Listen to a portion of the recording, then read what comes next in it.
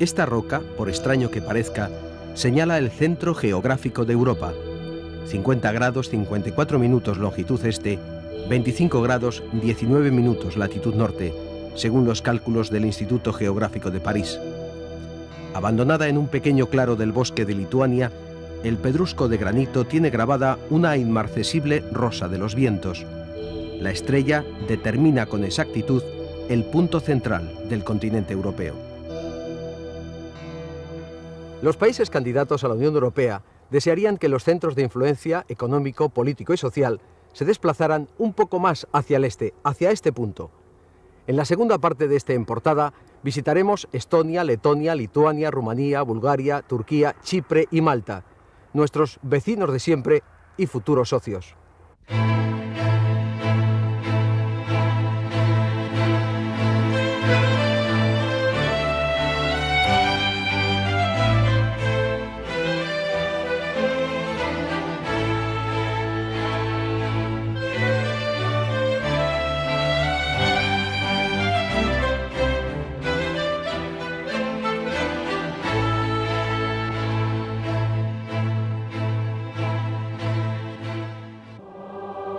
Estonia es sobre todo una nación que canta. Cada lustro decenas de miles de personas unen sus voces en este escenario en el que renuevan su espíritu independiente. En 1991, con una protesta coral similar a esta, los estonios consiguieron pacíficamente su anhelada independencia, sin que la Unión Soviética estertórica pudiese impedirlo con el chirriar de sus carros de combate.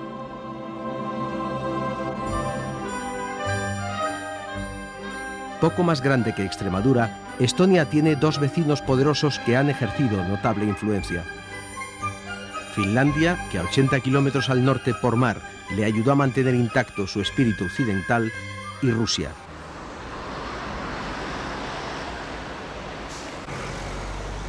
Tiene 1,5 millones de habitantes y el salario medio es de 300 euros, unas 50.000 pesetas. Estonia es uno de los países europeos con más entradas a Internet. El primer ministro de Estonia, Mart Laar, tiene una costumbre inveterada. Cuando sus invitados le preguntan ¿cómo es Estonia?, les acompaña al balcón de su despacho y les muestra la vieja ciudad medieval de Tallinn, la capital. Luego, en la sala del Consejo de Ministros, les descubre, también orgulloso, el contraste de su modernidad. Es el primer gobierno del mundo que utiliza para sus debates el ordenador exclusivamente, con un ahorro de papel de 200.000 euros. Una novedosa aportación a la nueva Europa. Las buenas noticias de la Unión Europea favorecen la opinión de los estonios. Las malas, como la fiebre aftosa, desaniman. Estonia se siente parte de Europa, es una vuelta a sus raíces. Y cosas agradables, como la última victoria de nuestro país en el Festival de la Canción de Eurovisión, han tenido un efecto favorable. La Universidad de Tartu, la más importante y antigua de Estonia, es un retrato actual del país. Sus 14.000 estudiantes pueden elegir hoy su futuro. La mayoría aspira a graduarse en los valores que hoy se exhiben en Occidente: éxito y triunfo individual. Este individualismo que funciona en Europa y que es en Occidente, que es la base de todos los valores que tenemos en el mundo de hoy. Y la globalización también se basa en esos valores del individualismo. Entonces es lógico que esto también sea así aquí en Estonia. En la Universidad de Tartu hay una cátedra de español. En sus clases, unos 100 alumnos se gradúan cada año en nuestra lengua. Hay, como en el resto de las aulas, notable presencia de mujeres. En Estonia, un 33% de los altos cargos en la administración los ocupan mujeres. El sexo no es aquí una barrera. Las mujeres aquí tienen, e incluso han tenido durante la ocupación soviética, mejor formación que los hombres, ya que ellos tenían que ocupar su tiempo en el ejército.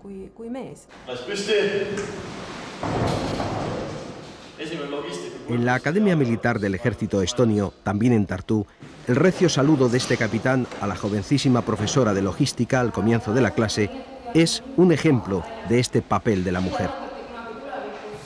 Para el ejército estonio, integrado por 5.000 soldados, la OTAN significa la seguridad con la que evitar escribir en sus libros de historia más páginas de ocupación y guerra.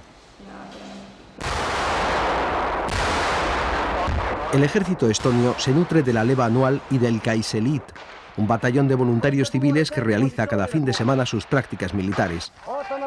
Como en el resto de las repúblicas bálticas, el ejército de Estonia tuvo que crearse desde cero tras su independencia de la Unión Soviética.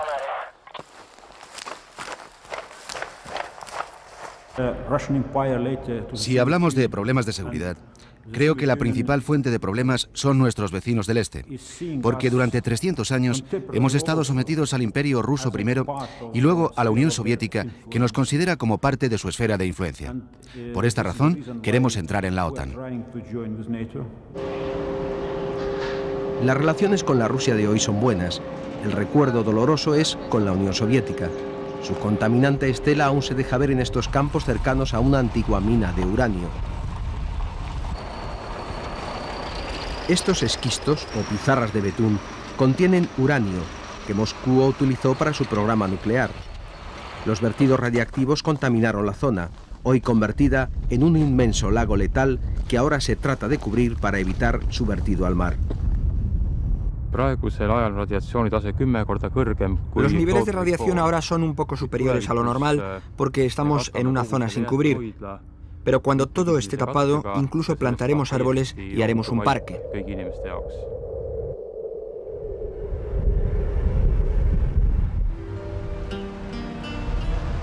La población rusa desplazó a los estonios en Sillamäe y Narva, ciudades limítrofes con la frontera rusa. Los grises bloques de viviendas y su pobreza desvelan su verdadero problema, la inadaptación a una nueva sociedad.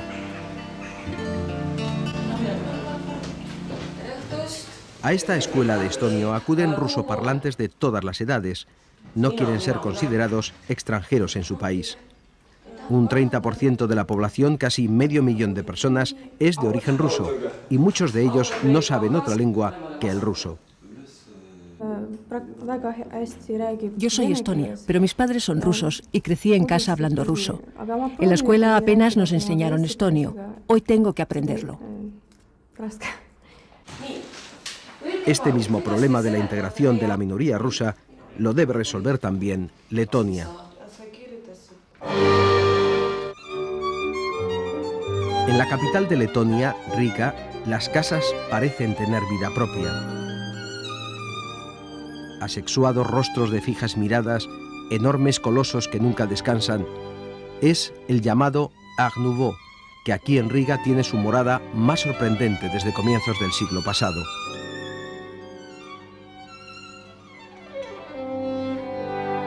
Estos barrios lujosos venidos a menos, testigos de un rico pasado, conviven, notable contraste, con los bloques construidos durante la ocupación soviética, habitados también hoy por rusos.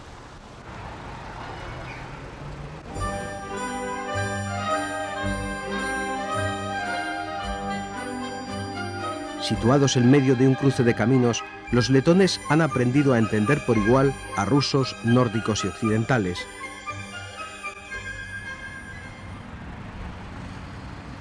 El pasado más reciente de Letonia es hoy solo un recuerdo presente, sobre todo en la capital. Partida en dos por el caudaloso Daugava, pero viva gracias a sus puentes, Riga cumple este año 8 siglos de vida.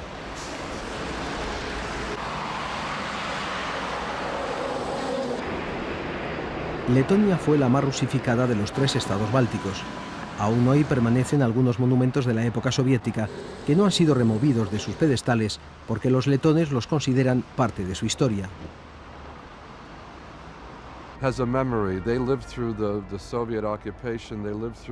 Las viejas generaciones tienen aún el recuerdo de haber vivido la ocupación soviética y emocionalmente no son capaces de perdonar.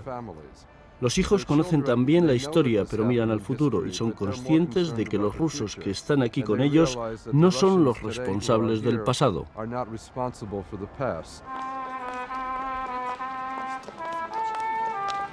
El casco viejo de Riga está protegido del tráfico que debe pagar un peaje.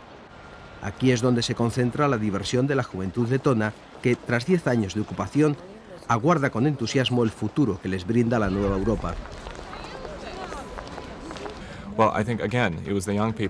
La juventud es la que mueve al país. Si echo un vistazo a esta redacción, a las oficinas del gobierno, en los bancos o empresas, es la gente joven la que ha visto oportunidades y las aprovechan para seguir adelante. La gente mayor piensa que el gobierno debería cuidar de ellos, una idea que no tiene la juventud, que ha crecido en la Letonia independiente.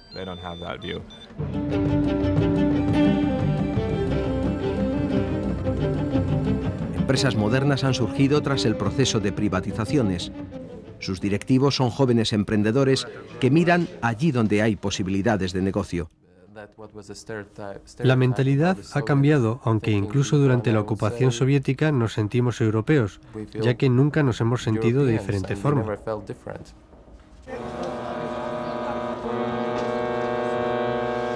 El comercio exterior de Letonia ha cambiado de clientes durante estos 10 años. Hoy, la mitad del comercio letón se orienta hacia el oeste. Como en el resto de los países bálticos, Letonia tiene dos objetivos prioritarios: la Unión Europea y la OTAN. Es un proceso de cambio, en dirección de la democracia, de todas las estructuras. Es un cambio también que es unido a un desarrollo económico.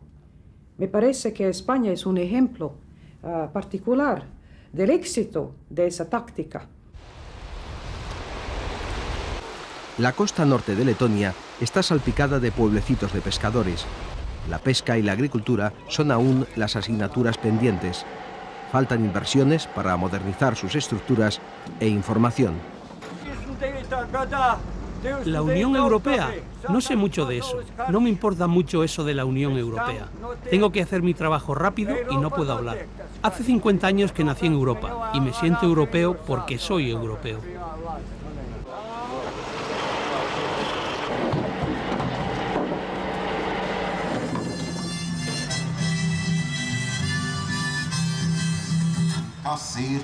Estos días, las nuevas y viejas generaciones encienden velas para conmemorar el 800 aniversario de Riga, la capital.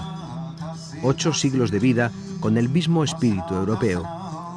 Un sentimiento que seguirá encendido con el paso de la historia.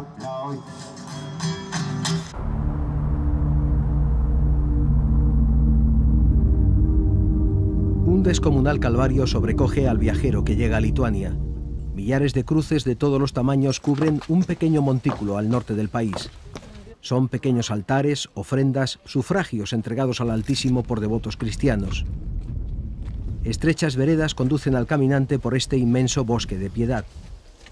Durante la ocupación soviética, las cruces fueron destruidas una y otra vez y vueltas a colocar aquí por los lituanos. Hoy son un símbolo de la independencia del país.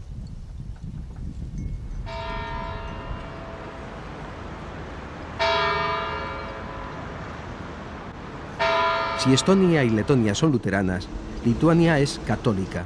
Su iglesia, a favor de la Unión Europea, tiene notable influencia en la sociedad lituana. Algunas veces la gente pide misas por los miembros del Parlamento, de la misma manera que se piden misas por alguno de la familia que ha fallecido o por alguna otra razón. Es muy común orar por la nación o por el gobierno o los parlamentarios, y también a menudo por el ayuntamiento, que tiene tanta influencia en lo que pasa en la ciudad. Lituania, influida por su vecina del sur, la también católica Polonia, está situada en el bocadillo que forman el enclave ruso de Kaliningrado al oeste y Bielorrusia al este. Lituania recobró su independencia de la antigua Unión Soviética hace 10 años, con sangre. Hoy es una república democrática y una nación moderna. La población del país, casi 4 millones de habitantes, es muy homogénea. Un 80% es lituana, seguida de rusos y polacos. Lituania, como sus vecinas Estonia y Letonia, está a un paso de entrar en la Unión Europea y en la OTAN. Respecto a la OTAN, para nosotros no es una organización militar contra Rusia, sino un sistema interno de seguridad para todos los países europeos. Y queremos formar parte de ese sistema, asumir nuestras responsabilidades y hacer crecer con él nuestra economía. Los inversores quieren estabilidad y seguridad. El recuerdo de la ocupación soviética está encerrado hoy en este parque de grutas, que sirve de escuela y diversión a los cientos de estudiantes que lo visitan cada día. Su fundador, Viliumas Malinauskas, logró recolectar de sus oriundos pedestales imágenes esculpidas de medio centenar de conspicuos dirigentes de la era soviética y de la ideología marxista. Aquí están Marx, Stalin, Kapsukas, fundador del Partido Comunista Lituano, y Lenin. Lenin en busto, Lenin de pie y hasta sentado. Una de las rarezas que aún existen de los 2 millones de estatuas que se modelaron del líder comunista.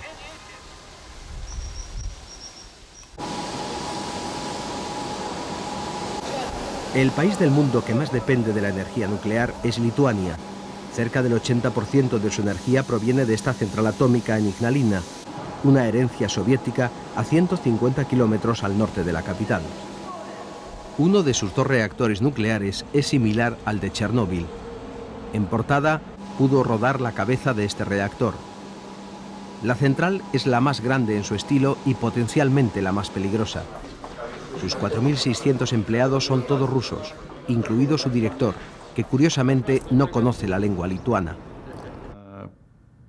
La Unión Europea comenzó su política hacia Ignalina en 1993, inmediatamente después del accidente de Chernobyl, pero nosotros podemos asegurarles que nuestros tipos de reactores, aunque son del mismo tipo de Chernobyl, son hoy totalmente seguros, porque hemos hecho muchas mejoras en su seguridad.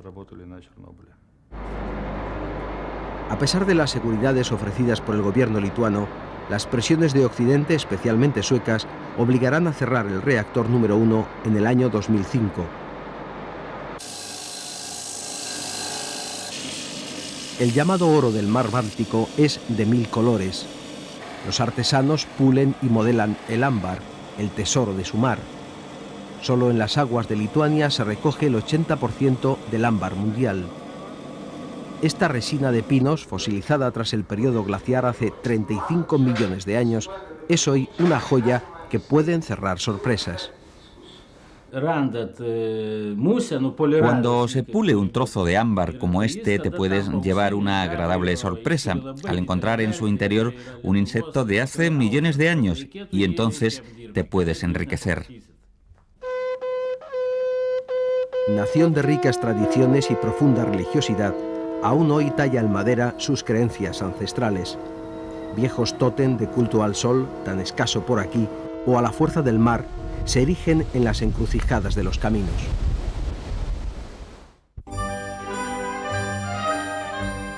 Rumanía, al sudeste de Europa, tiene dentro de sí una espina dorsal curvada, los Cárpatos. Un moribundo Danubio sostiene al país por el sur antes de contaminar las aguas del Mar Negro.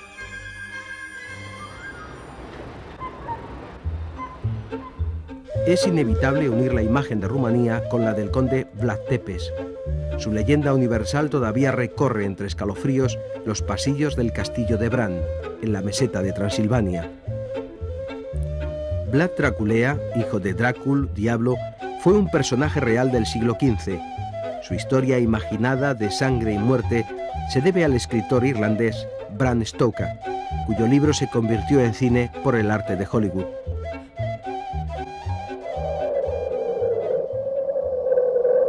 En las noches de invierno, cuando la luna se arropa con los mantos del miedo, el castillo de Bran ilumina las sombras del pueblecito transilvano. Tras el crepúsculo, el habitante de la noche vuela nervioso en su morada. En una de las estancias, un ataúd abierto confirma la escalofriante leyenda. El vaivén de la polea del pozo revela que el conde también bebe agua, pero una luz en un ajimete del castillo ahuyenta al equipo de en portada. Hoy parece que el conde no quiere ni entrevistas ni fotografías. Casi todas las ciudades rumanas se disputan a Drácula. El gobierno va a aprovechar esta potencial industria con la construcción en Sighisoara, en el centro del país, de un parque de atracciones basado en Drácula. En Sighisoara nació Vlad Tepes en 1431. Su casa natal es hoy un restaurante donde sirven un gazpacho de tomate que llaman sopa Drácula. El proyecto Draculandia, 40 millones de euros y 2.000 puestos de trabajo, estará concluido dentro de 2 años. Multiplicará por 10 el número actual de turistas. Es inevitable vincular a Drácula con la ciudad de Sighisoara, donde nació el conde y vivió durante sus años de niñez, pero no queremos explotar la historia de Vlad Tepes y su imagen real de Drácula, sino la leyenda y el mito. Con un sueldo medio de 90 euros mensuales, 15.000 pesetas, no puede haber milagros en Rumanía. Estos agricultores recogen hoy los frutos de unas tierras que el Estado, hace 12 años, señor absoluto de todo, acaba de restituir a sus antiguos dueños. Ha reaparecido la propiedad privada, un paso necesario para entrar en la Europa unida a la que se mira con ojos de esperanza.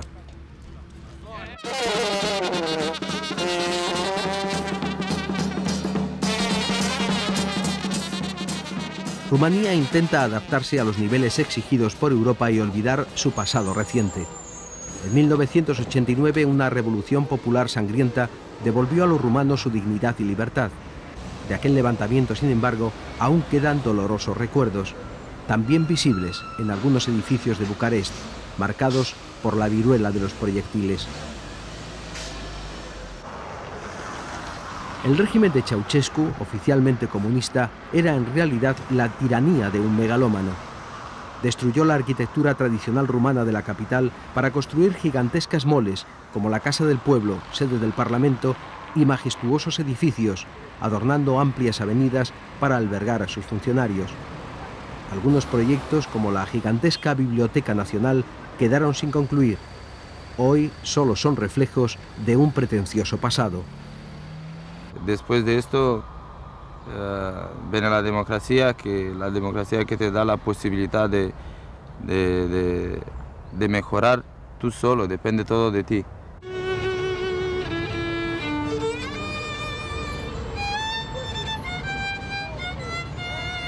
Bucarest, la ciudad fundada por Vlad Tepes, significa Ciudad de la Alegría, paradójico nombre para algunos niños que mendigan por sus calles. Cada vez menos, gracias a un programa del gobierno que les da cobijo en pequeños orfanatos públicos. Alina tiene 3 años. Deambulaba sola por las calles de Bucarest cuando fue recogida cerca del orfanato. Como ella, cada uno de estos niños tiene su corta pero dramática historia. Hoy juegan despreocupados, van a la escuela pública, tienen un techo y alimento diario. La espantosa idea de una Rumanía maltratando a sus hijos es una imagen del pasado. Yo creo que esta mala imagen que tiene Rumanía apareció tras la revolución, con aquellas imágenes horribles del orfanato hospital de Tancavesti. Pero hoy todo ha cambiado y modernizado, y creo que tenemos una situación que podemos comparar con otros países de nuestro entorno. Las adopciones de niños rumanos por extranjeros, sin embargo, se han congelado. En Internet, algunas asociaciones ofrecían ilegalmente intermediar en las adopciones por 30.000 euros, unos 5 millones de pesetas. Queremos poner las cosas en orden y no dejar que sigan como hasta ahora. Por eso hemos suspendido las adopciones internacionales hasta aprobar una ley que regula esta cuestión. Hay quienes estaban interesados en que ese proceso lucrativo continuara, pero el país sufría igual que la mala imagen de Rumanía, de quien se creía que era un país con recursos para traficar con niños. No podíamos aceptar que eso continuara.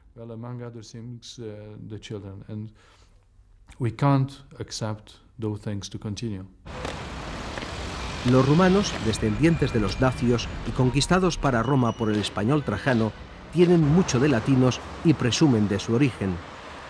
Rumanía, 22 millones de personas, tiene un 10% de desempleo. Muchos quieren emigrar al paraíso soñado que ven en la televisión. En la embajada española en Bucarest, por ejemplo, todos los días se forman colas llenas de sueños para obtener un visado. Barbón y Elena. ¿Por qué voy yo a España para trabajar? Y después, si se puede, voy a mi familia.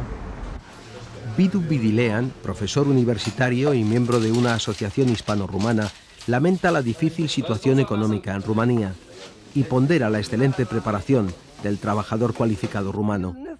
No hay que confundirlo, nos dice, con la mala imagen que se tiene de un pequeño segmento de la sociedad, en clara alusión a la población gitana.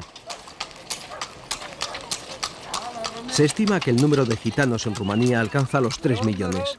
No todos tienen papeles y la mayoría vive marginada, como en este campamento.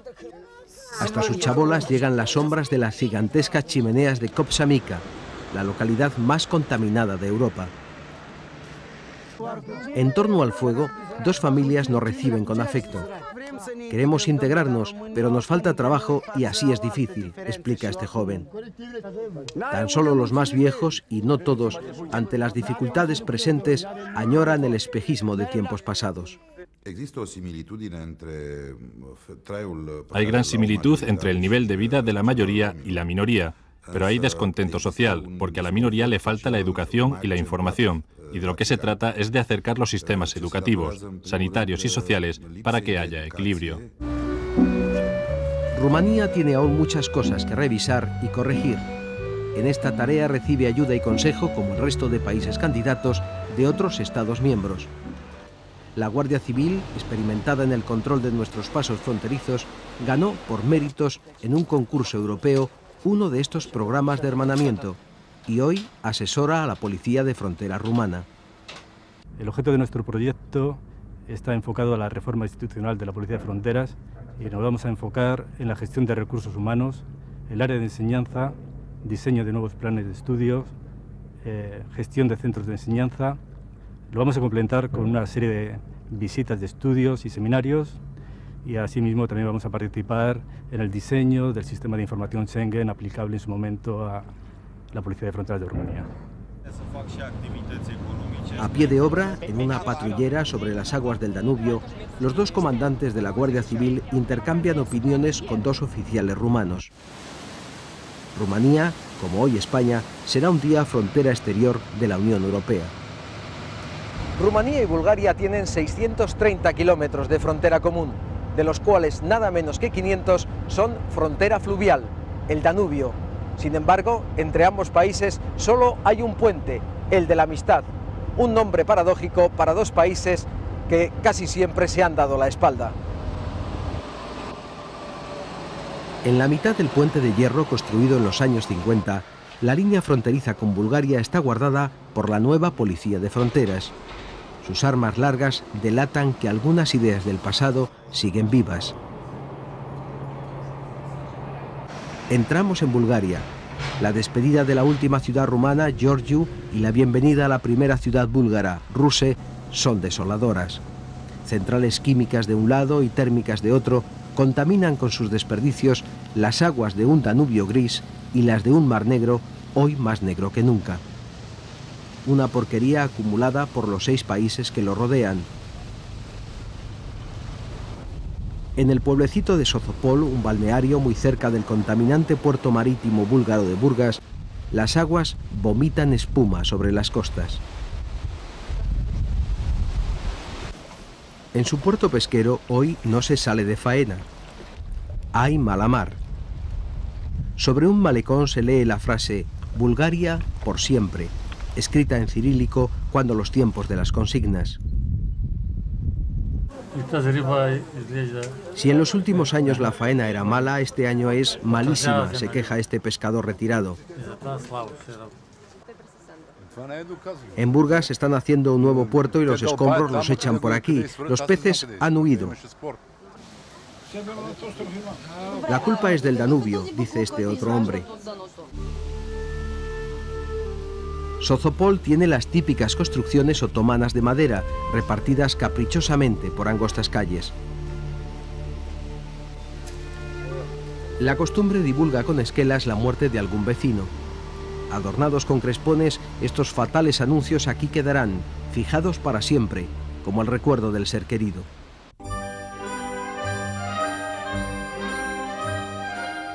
Bulgaria es un país balcánico, regado al norte por el Danubio, al este las aguas del Mar Negro, Grecia y Turquía por el sur, y al oeste Macedonia y Serbia.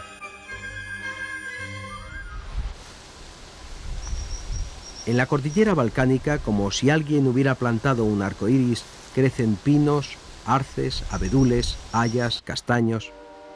Entre sus montañas uno puede imaginar el misterio de las voces búlgaras, el canto tradicional del país, único en el mundo.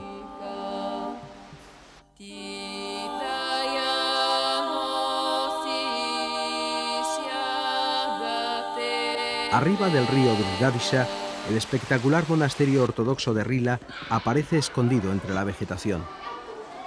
Fundado en el siglo X por un aristócrata desencantado, Iván o Juan de Rila, atrajo a otros eremitas seguidores de su ejemplo ascético. Refugio durante la ocupación turca, aquí estuvieron los mejores pintores y escultores de la época. Mitad monasterio, solo viven 7 monjes, mitad museo nacional, Rila es hoy centro de la cultura búlgara. Bajo la autoridad del obispo Joan, prior del monasterio, aquí se custodia el corazón del rey Boris III, padre del destronado rey Simeón de Bulgaria, que gracias a las urnas es actualmente el primer ministro Simeón de Sajonia-Coburgo. Durante los años de comunismo no se hablaba de monarquía, por eso la gente se ha ido olvidando de esa palabra. Los más jóvenes no tienen ahora una opinión sobre ella, y nosotros, los más viejos, no estamos seguros de si será mejor o no la monarquía.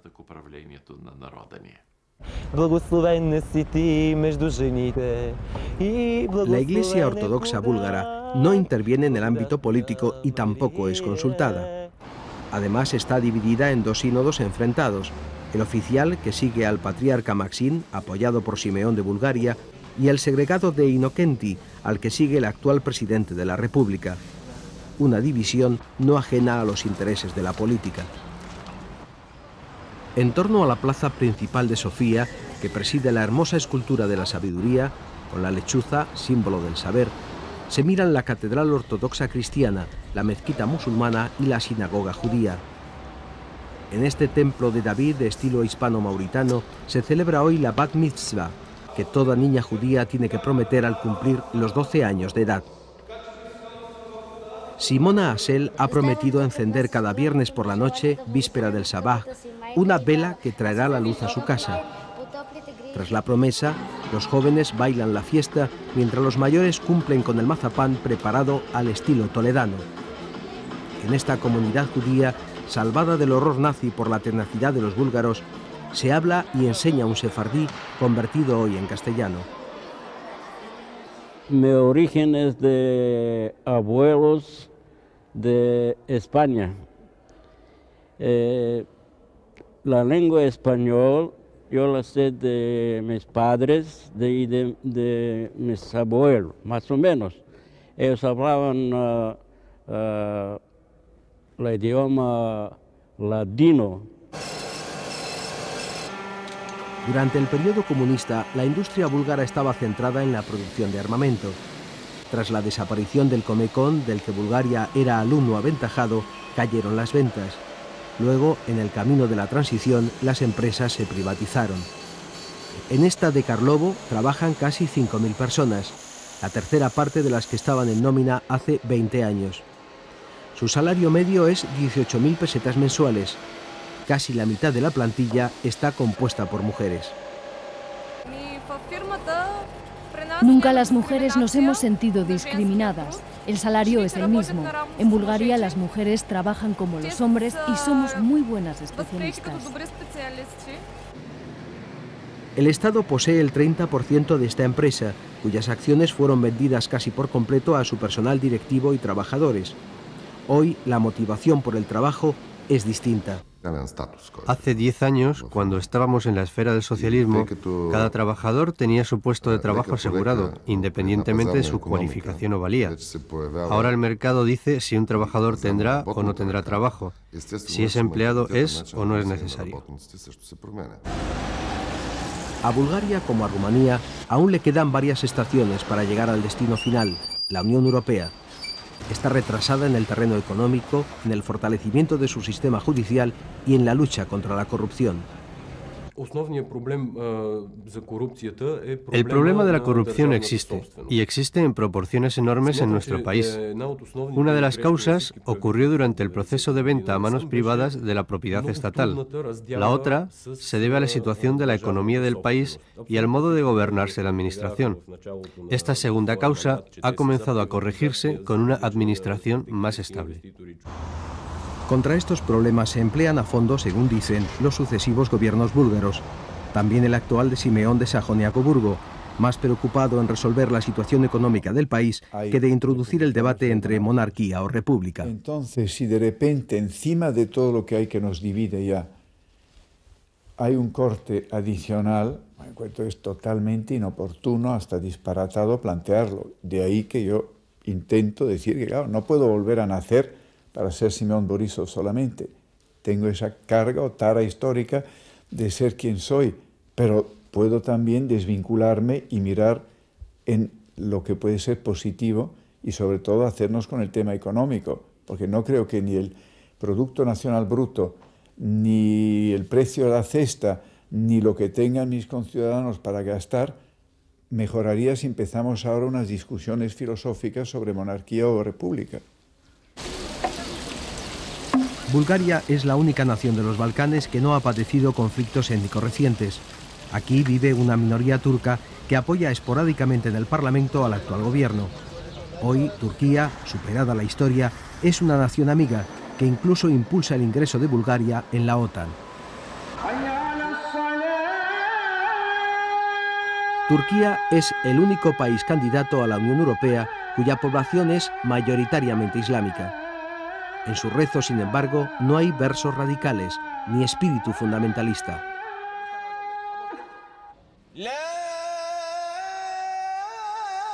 En Estambul, algunos fieles acuden para sus oraciones del mediodía a esta bellísima aljama, la Mezquita Azul. En portada consigue la autorización que se otorga en muy escasas ocasiones para rodar en el interior del templo. El imán, ayudado por la moderna tecnología, canta para Dios los versos del profeta y su himno penetra muy dentro, como un canto hondo.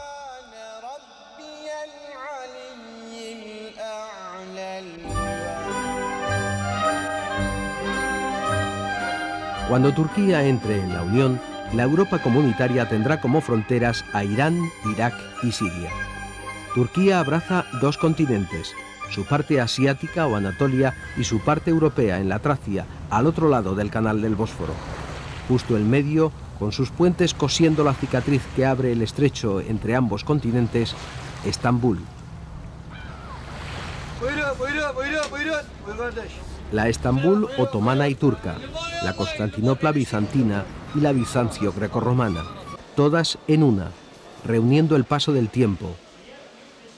Un tiempo detenido en el laberinto del Gran Bazar o marcando las horas de la moderna Turquía que se refleja en sus imponentes rascacielos. La Turquía de hoy es un legado de Mustafa Kemal Atatürk. En 1923 fundó la República de Turquía, desvinculando del Estado todo carácter islámico. Reconoció el derecho de voto a la mujer, el divorcio, abolió la poligamia, desautorizó el uso del turbante y cambió el alfabeto árabe por el latino. La presencia de un Estado islámico en la Comunidad Europea sería una ganancia enorme para la Comunidad Europea y, visto el cariz de los tiempos, pues una garantía de relación con el gran mundo islámico no europeo. Turquía aún no ha comenzado las negociaciones para su adhesión a la Unión Europea, a la que ya no observa como un exclusivo club de países cristianos. La Unión Europea parece un conjunto de países cristianos, aunque ese carácter no es lo dominante. Para nosotros, sin embargo, no es ningún impedimento. En Estambul, la mayoría de sus 9 millones de ciudadanos se sienten europeos. Hoy, como el resto de sus compatriotas turcos, sufren una crisis económica sin precedentes de la que intentan salir con la ayuda de Occidente. La estabilidad social en Turquía, valioso aliado de la OTAN, es también un bien preciado en Europa. Este retraso económico no es, sin embargo, el único obstáculo para entrar en la Unión Europea. Nadie en Turquía dice que la situación aquí de los derechos humanos es impecable. Por supuesto que tenemos serios problemas en este campo. Es la supremacía de la ley y su aplicación en lo que tenemos lagunas, pero una vez que esos conceptos los tenemos en mente, habremos mejorado tremendamente en el campo de los derechos humanos. Y yo estoy muy animado al ver los cambios constitucionales que ya se han hecho, por ejemplo, en relación con la reducción del tiempo en la detención de personas.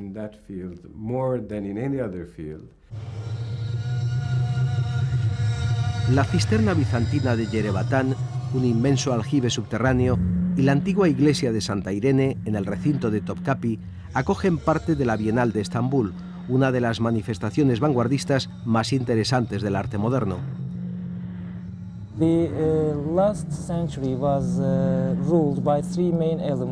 El siglo XX fue gobernado por tres elementos: hombre, dinero y materialismo. Nuestra propuesta para este siglo es conciencia social, inteligencia colectiva y coexistencia.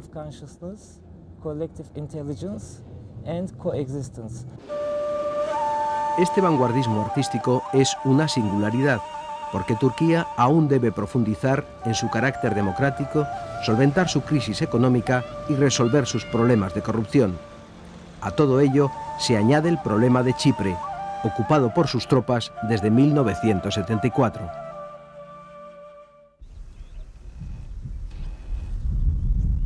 El silencio es el único pasajero que hoy se acerca al aeropuerto internacional de Nicosia. La sequía de vuelos ha agrietado sus pistas, las escalerillas conservan las secuelas de la guerra de 1974 y sus alas solo cobijan nidos de palomas. Este avión Trident, que no pudo levantar el vuelo, sigue aquí como un fantasma, inmovilizado, igual que las conversaciones de paz entre los turcos y griegos de Chipre. Como un inmenso portaaviones varado en el extremo oriental del Mediterráneo, Chipre es hoy un estado dividido. Al sur, la República de Chipre, reconocida por la ONU; al norte, la autoproclamada República Turca del Norte de Chipre. Grecochipriotas y turcochipriotas, unos ortodoxos, otros musulmanes, habían vivido durante siglos en paz, pero conseguida su independencia de Gran Bretaña, comenzaron a disputarse su patria común.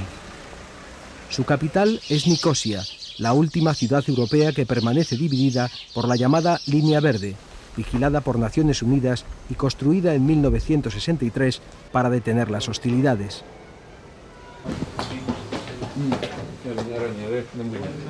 Lelos Demetriades, alcalde de Nicosia desde hace 30 años, nos muestra indolente su antiguo despacho al otro lado del muro. Solo necesito, nos dice, 2 días para tirar las barricadas y unir la ciudad, porque el trazado de las calles sigue intacto, como esperando su unión.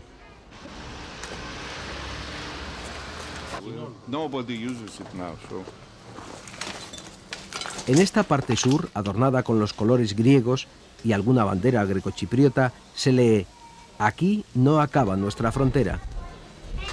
Al otro lado, a 25 metros, ondean los colores turcos y alguna bandera turcochipriota.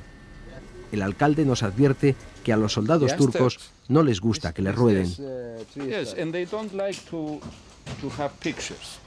La Nicosia del Sur es una ciudad moderna. Aquí el salario medio es de 900 euros, unas 150.000 pesetas mensuales. Los grecochipriotas creen que con su inminente ingreso en la Unión Europea se impulsará la reunificación de la isla bajo el modelo de un gobierno federal bicomunal y una única voz en el mundo.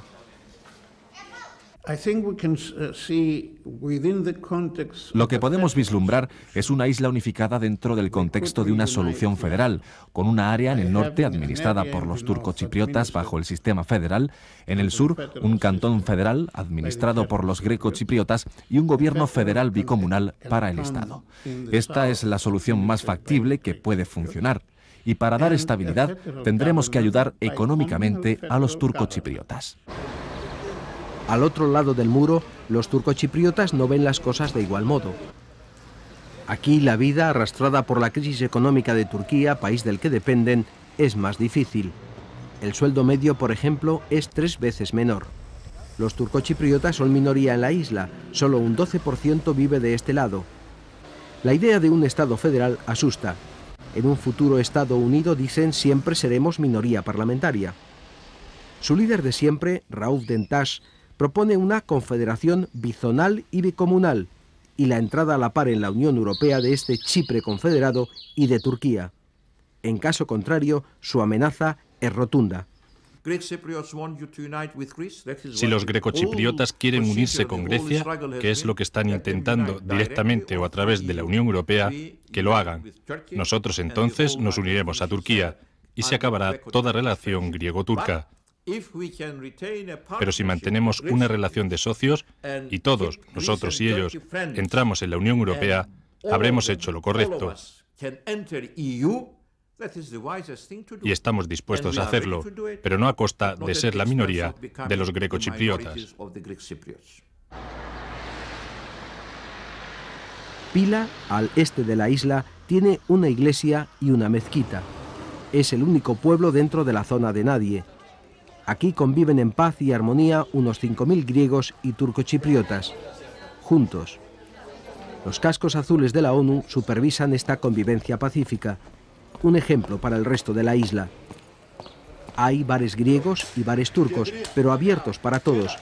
Y como demuestran Stavros y Ahmed, uno griego, el otro turco, los dos chipriotas, aquí se puede jugar a todo, porque en su partida no habrá más extravío que la honrilla del perdedor.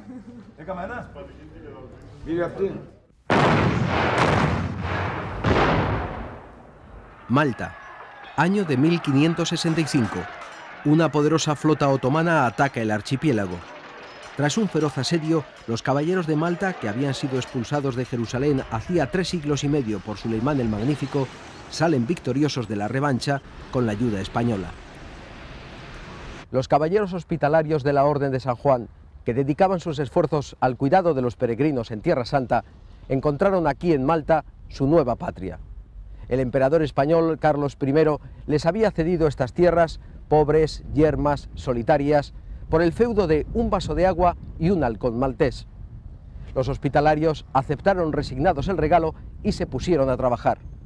Organizados en 8 albergues, los 8 reinos, las 8 lenguas más importantes de la cristiandad de entonces, los caballeros de la Orden de Malta, como se les empezó a conocer, constituyeron aquí las bases de la primera Europa unida. El archipiélago de Malta, justo en la mitad del Mediterráneo, a 90 kilómetros al sur de Sicilia, tiene menos extensión que la isla de Ibiza.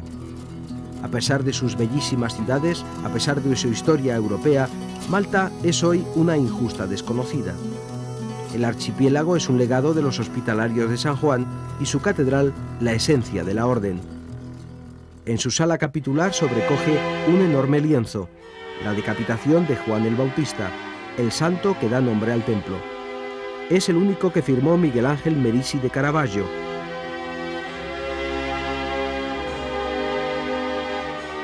En la Catedral de la Orden Hospitalaria están enterrados sus caballeros más conspicuos, embelleciendo el suelo con sus lápidas, y algunos de sus grandes maestres, como los españoles Rafael y Nicolás Cotoner. De Amalfi, en Italia, los de San Juan trajeron su famosa cruz. Los malteses son católicos. Su constitución prohíbe el aborto y el divorcio, y en el país, con 360.000 habitantes, hay más iglesias que días tiene el año. El maltés es un mejunje justo en el ombligo del Mediterráneo. Aquí han estado todos, los fenicios, los romanos, los mismos españoles, la Orden de San Juan, que era una mezcla de elementos, los franceses, y la última época, que acaba de cumplirse, la época inglesa. O sea, somos una mezcla muy rara, muy particular. Malta, hasta hoy un paraíso fiscal, vive de la agricultura, del turismo y de la construcción de buques, aunque hoy sus astilleros son deficitarios.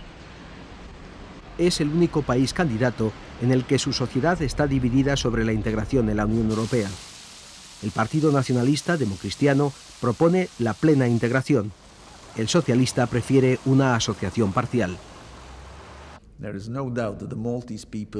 No hay duda de que los malteses son y se sienten europeos y quieren estar integrados. Los dos partidos políticos de Malta discrepamos. Mi partido y mi gobierno quieren la plena integración como mejor escenario para el desarrollo político, económico y social de Malta. La mejor contribución que podemos hacer a la integración y al desarrollo europeos es en términos de una relación especial que nos permita a los malteses seguir siendo un país neutral, no alineado y desarrollarnos económica y socialmente en función de las condiciones en las que vivimos. En las aulas del Colegio Público Merietrel de Malta, hoy la clase trata sobre la próxima Europa, la que viene y la que desde siempre ha estado junto a nosotros. Esa Europa que se ha construido con trazos cortos unas veces y ambiciosos otras, pero siempre con la voluntad de integración. Una Europa en la que todos cuentan, incluidos los más pequeños, ya sean estos ciudadanos o estados. Su futuro estará dibujado sobre el nuevo contorno de Europa.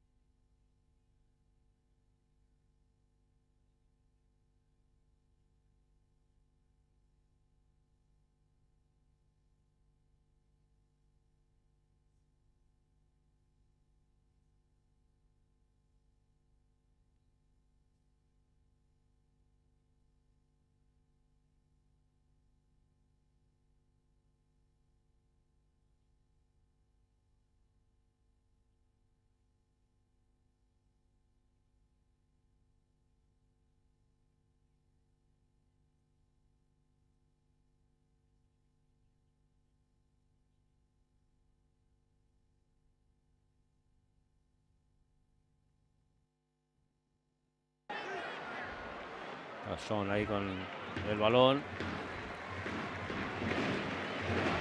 A punto de quitárselo a Alonso. Se le ha quitado Baraja. El robo de balón de España. Baraja, llega Luque, llega Reyes. El balón para Luque. Dudó un poquito, se le quedó ahí el balón. Volvió la cara para mirar a Reyes por si era una opción más fiable. Y ahí ha perdido la vista, la portería de Pearsman. Tenía que haber sido, como buen delantero, un poquito más egoísta y acabar la jugada. Ha cortado Marchena. Puyol. Puyol del Horno. Gritó bien a Visellén. Salgado. Salgado con Joaquín. Baraja.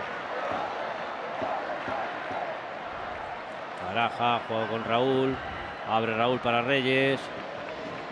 Frente a él Dol. Saque de banda para España. En la acción anterior. Y es donde dudó Luque. Luego se resbaló un poquito, lo que dio tiempo a Clement a llegar. Reyes. Peligro. Baraja. Baraja se va de Van Buiten, sigue Baraja. Baraja para Del Horno. Joaquín solo en el segundo palo. Raúl. El remate de Raúl lo paró Piersman. Lo paró por decir algo, ¿no? Sí. Porque remató. Fíjate lo que ha tardado en bloquear el balón el portero. Estaba esperando el disparo con una rodilla en tierra. Desats evitó que el balón llegase con mayor peligro a la portería de Piersman. Ataca de nuevo España. Salgado.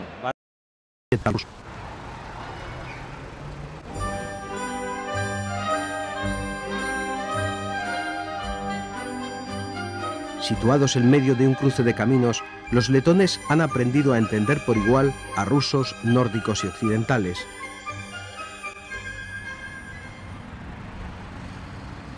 El pasado más reciente de Letonia es hoy solo un recuerdo presente, sobre todo en la capital. Partida en dos por el caudaloso Daugava, pero viva gracias a sus puentes, Riga cumple este año 8 siglos de vida.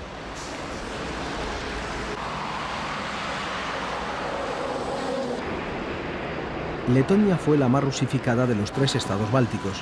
Aún hoy permanecen algunos monumentos de la época soviética que no han sido removidos de sus pedestales porque los letones los consideran parte de su historia.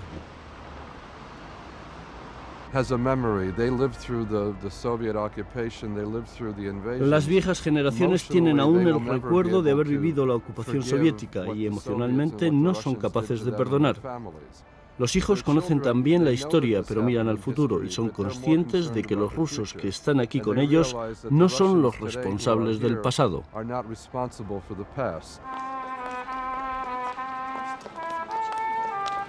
El casco viejo de Riga está protegido del tráfico que debe pagar un peaje. Aquí es donde se concentra la diversión de la juventud letona que, tras 10 años de ocupación, aguarda con entusiasmo el futuro que les brinda la nueva Europa. La juventud es la que mueve al país. Si echo un vistazo a esta redacción, a las oficinas del gobierno, en los bancos o empresas, es la gente joven la que ha visto oportunidades y las aprovechan para seguir adelante. La gente mayor piensa que el gobierno debería cuidar de ellos, una idea que no tiene la juventud, que ha crecido en la Letonia independiente.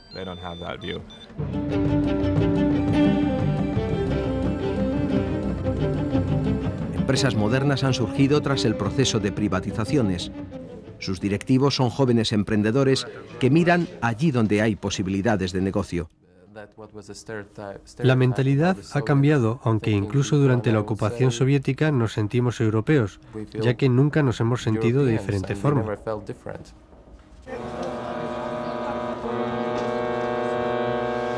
El comercio exterior de Letonia ha cambiado de clientes durante estos 10 años. Hoy, la mitad del comercio letón se orienta hacia el oeste.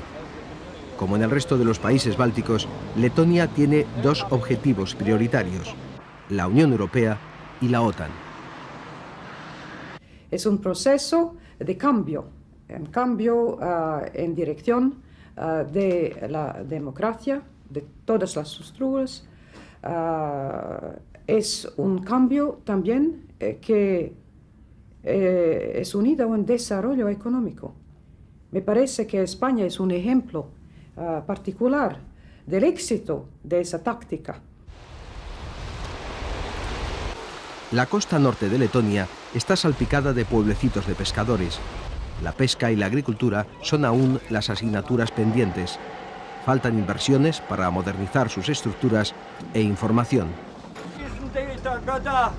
La Unión Europea. No sé mucho de eso. No me importa mucho eso de la Unión Europea. Tengo que hacer mi trabajo rápido y no puedo hablar. Hace 50 años que nací en Europa y me siento europeo porque soy europeo.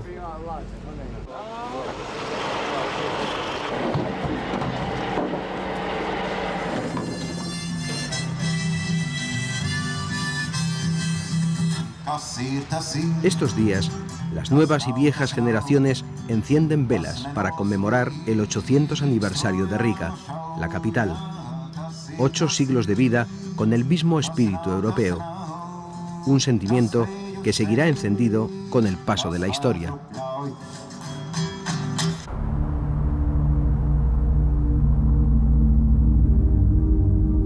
Un descomunal calvario sobrecoge al viajero que llega a Lituania. Millares de cruces de todos los tamaños cubren un pequeño montículo al norte del país. Son pequeños altares, ofrendas, sufragios entregados al Altísimo por devotos cristianos. Estrechas veredas conducen al caminante por este inmenso bosque de piedad. Durante la ocupación soviética, las cruces fueron destruidas una y otra vez y vueltas a colocar aquí por los lituanos. Hoy son un símbolo de la independencia del país.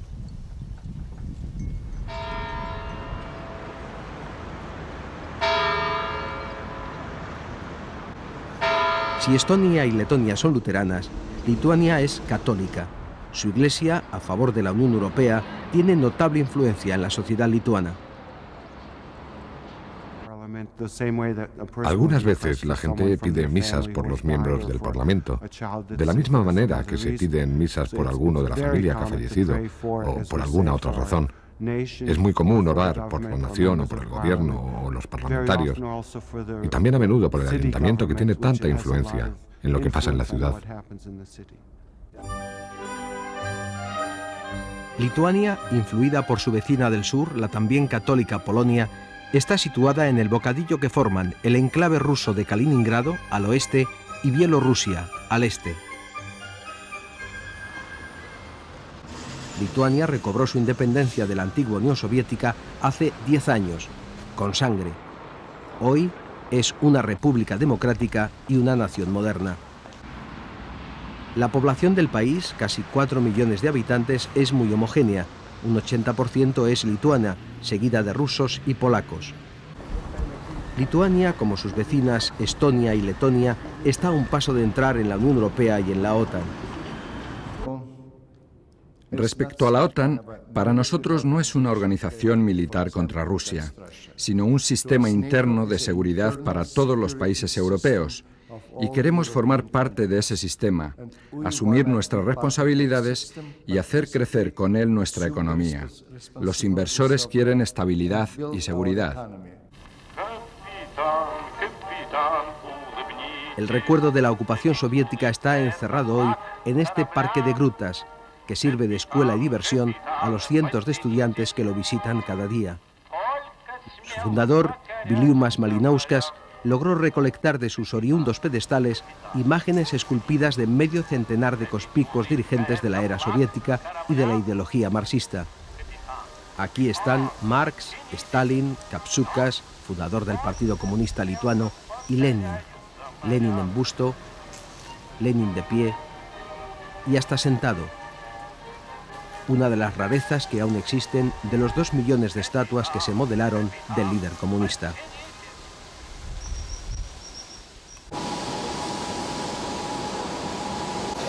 El país del mundo que más depende de la energía nuclear es Lituania. Cerca del 80% de su energía proviene de esta central atómica en Ignalina, una herencia soviética a 150 kilómetros al norte de la capital. Uno de sus 2 reactores nucleares es similar al de Chernóbil. En portada pudo rodar la cabeza de este reactor.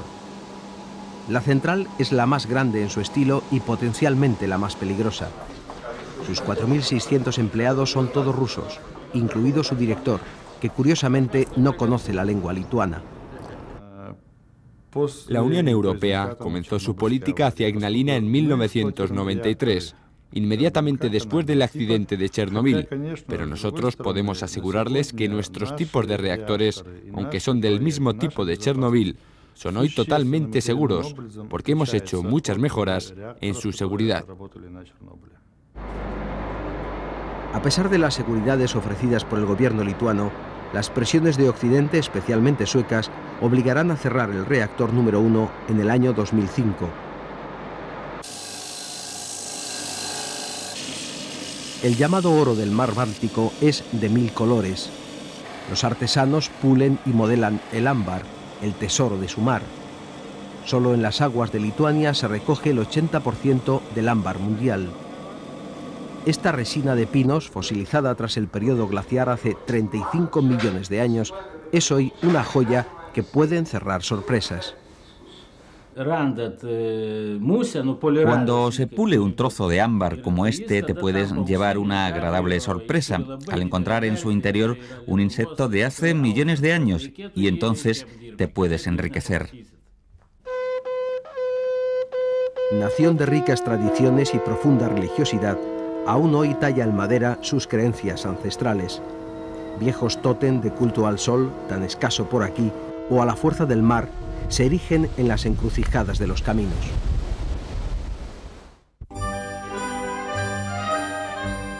Rumanía, al sudeste de Europa, tiene dentro de sí una espina dorsal curvada, los Cárpatos.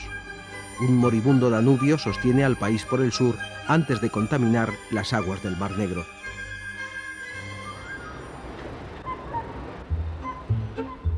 Es inevitable unir la imagen de Rumanía con la del conde Vlad Tepes.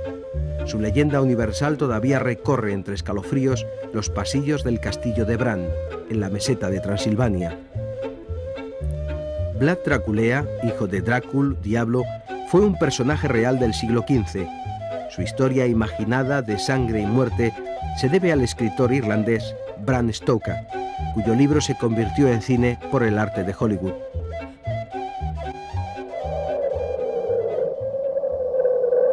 En las noches de invierno, cuando la luna se arropa con los mantos del miedo, el castillo de Bran ilumina las sombras del pueblecito transilvano. Tras el crepúsculo, el habitante de la noche vuela nervioso en su morada. En una de las estancias, un ataúd abierto confirma la escalofriante leyenda. El vaivén de la polea del pozo revela que el conde también bebe agua, pero una luz en un ajimete del castillo ahuyenta al equipo de Emportada. Hoy parece que el conde no quiere ni entrevistas ni fotografías. Casi todas las ciudades rumanas se disputan a Drácula. El gobierno va a aprovechar esta potencial industria con la construcción en Sighisoara, en el centro del país, de un parque de atracciones basado en Drácula. En Sighisoara nació Vlad Tepes en 1431. Su casa natal es hoy un restaurante donde sirven un gazpacho de tomate que llaman sopa Drácula. El proyecto Draculandia, 40 millones de euros y 2.000 puestos de trabajo, estará concluido dentro de 2 años. Multiplicará por 10 el número actual de turistas. Es inevitable vincular a Drácula con la ciudad de Sighisoara, donde nació el conde y vivió durante sus años de niñez. Pero no queremos explotar la historia de Vlad Tepes y su imagen real de Drácula, sino la leyenda y el mito. Con un sueldo medio de 90 euros mensuales, 15.000 pesetas, no puede haber milagros en Rumanía. Estos agricultores recogen hoy los frutos de unas tierras que el Estado, hace 12 años, señor absoluto de todo, acaba de restituir a sus antiguos dueños. Ha reaparecido la propiedad privada, un paso necesario para entrar en la Europa unida a la que se mira con ojos de esperanza.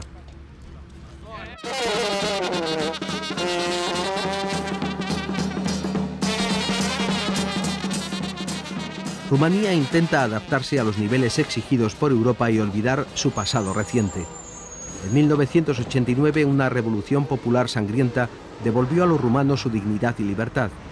De aquel levantamiento, sin embargo, aún quedan dolorosos recuerdos, también visibles en algunos edificios de Bucarest, marcados por la viruela de los proyectiles. El régimen de Ceausescu, oficialmente comunista, era en realidad la tiranía de un megalómano. Destruyó la arquitectura tradicional rumana de la capital para construir gigantescas moles, como la Casa del Pueblo, sede del Parlamento, y majestuosos edificios, adornando amplias avenidas para albergar a sus funcionarios. Algunos proyectos, como la gigantesca Biblioteca Nacional, quedaron sin concluir. Hoy solo son reflejos de un pretencioso pasado.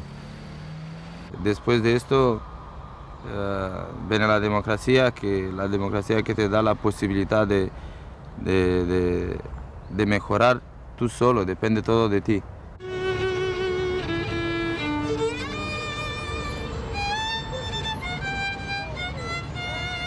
Bucarest, la ciudad fundada por Vlad Tepes, significa Ciudad de la Alegría, paradójico nombre para algunos niños que mendigan por sus calles. Cada vez menos, gracias a un programa del gobierno que les da cobijo en pequeños orfanatos públicos. Alina tiene 3 años. Deambulaba sola por las calles de Bucarest cuando fue recogida cerca del orfanato.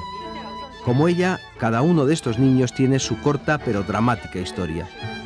Hoy juegan despreocupados, van a la escuela pública, tienen un techo y alimento diario. La espantosa idea de una Rumanía maltratando a sus hijos es una imagen del pasado. Yo creo que esta mala imagen que tiene Rumanía apareció tras la revolución, con aquellas imágenes horribles del orfanato hospital de Tancavesti. Pero hoy todo ha cambiado y modernizado, y creo que tenemos una situación que podemos comparar con otros países de nuestro entorno. Las adopciones de niños rumanos por extranjeros, sin embargo, se han congelado. En Internet, algunas asociaciones ofrecían ilegalmente intermediar en las adopciones por 30.000 euros, unos 5 millones de pesetas. Queremos poner las cosas en orden y no dejar que sigan como hasta ahora. Por eso hemos suspendido las adopciones internacionales hasta aprobar una ley que regula esta cuestión. Hay quienes estaban interesados en que ese proceso lucrativo continuara, pero el país sufría igual que la mala imagen de Rumanía, de quien se creía que era un país con recursos para traficar con niños. No podíamos aceptar que eso continuara.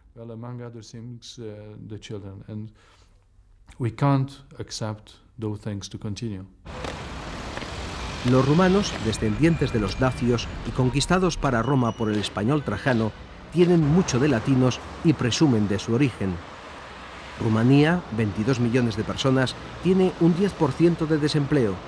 Muchos quieren emigrar al paraíso soñado que ven en la televisión. En la embajada española en Bucarest, por ejemplo, todos los días se forman colas llenas de sueños para obtener un visado. Barbón y Elena.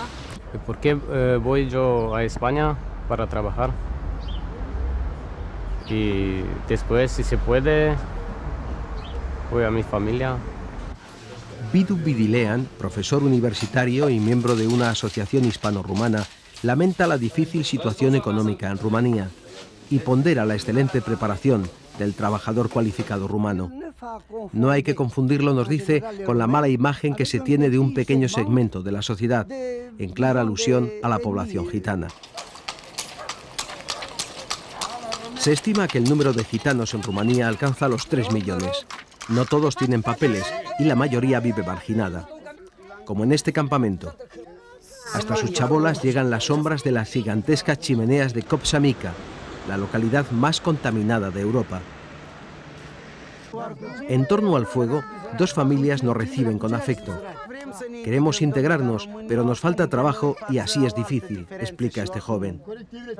Tan solo los más viejos, y no todos, ante las dificultades presentes, añoran el espejismo de tiempos pasados. Hay gran similitud entre el nivel de vida de la mayoría y la minoría, pero hay descontento social, porque a la minoría le falta la educación y la información, y de lo que se trata es de acercar los sistemas educativos, sanitarios y sociales para que haya equilibrio. Rumanía tiene aún muchas cosas que revisar y corregir. En esta tarea recibe ayuda y consejo, como el resto de países candidatos, de otros Estados miembros.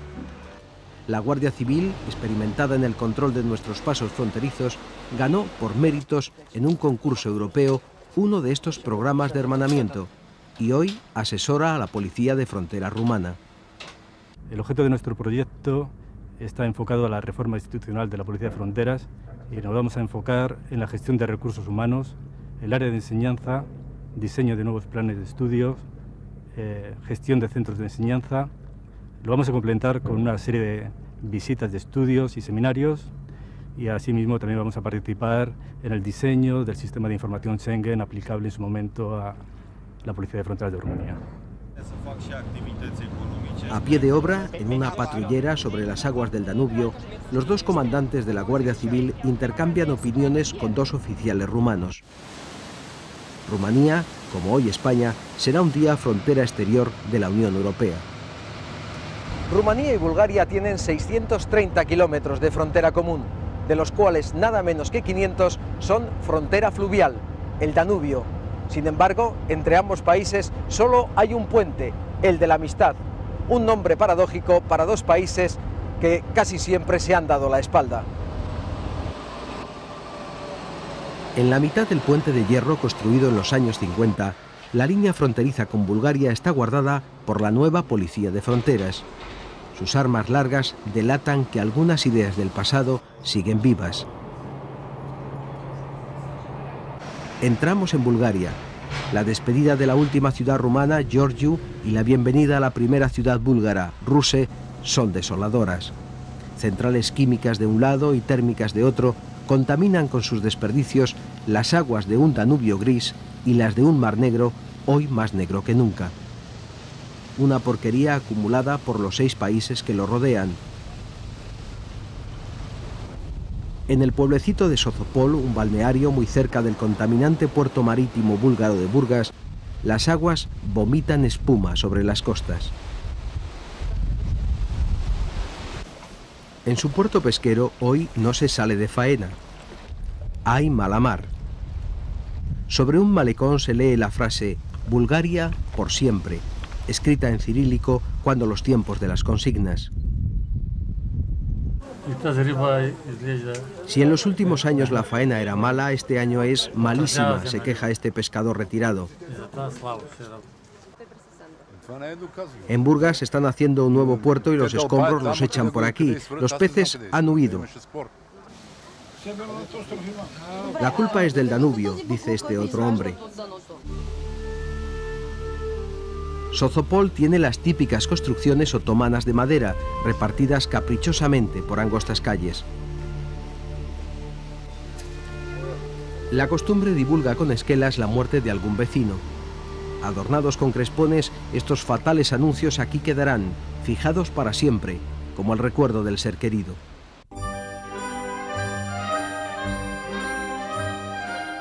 Bulgaria es un país balcánico, regado al norte por el Danubio, al este las aguas del Mar Negro, Grecia y Turquía por el sur, y al oeste Macedonia y Serbia.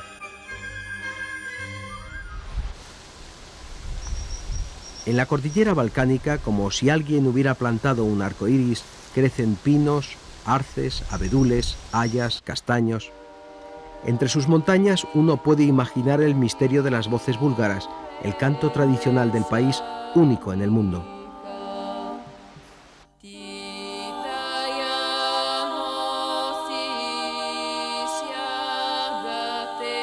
Arriba del río Drugadiša, el espectacular monasterio ortodoxo de Rila aparece escondido entre la vegetación.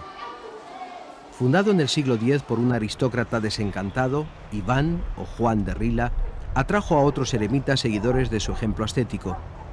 Refugio durante la ocupación turca, aquí estuvieron los mejores pintores y escultores de la época. Mitad monasterio, solo viven 7 monjes, mitad museo nacional, Rila es hoy centro de la cultura búlgara.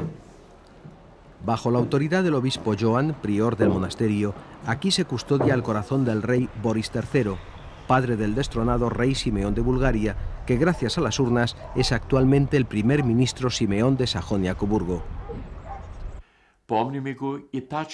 Durante los años de comunismo no se hablaba de monarquía, por eso la gente se ha ido olvidando de esa palabra.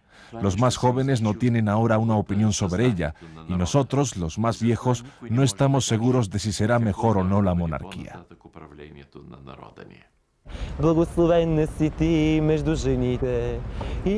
La Iglesia Ortodoxa búlgara no interviene en el ámbito político y tampoco es consultada.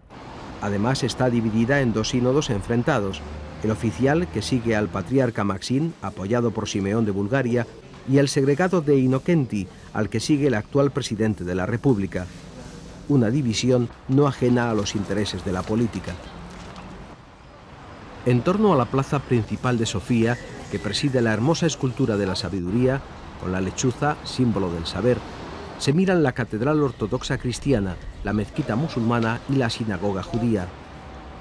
En este templo de David de estilo hispano-mauritano se celebra hoy la Bat Mitzvah, que toda niña judía tiene que prometer al cumplir los 12 años de edad. Simona Asel ha prometido encender cada viernes por la noche, víspera del Sabah, una vela que traerá la luz a su casa. Tras la promesa, los jóvenes bailan la fiesta mientras los mayores cumplen con el mazapán preparado al estilo toledano. En esta comunidad judía, salvada del horror nazi por la tenacidad de los búlgaros, se habla y enseña un sefardí convertido hoy en castellano. Mi origen es de abuelos de España. La lengua española yo la sé de mis padres y de mis abuelos, más o menos. Ellos hablaban el idioma ladino.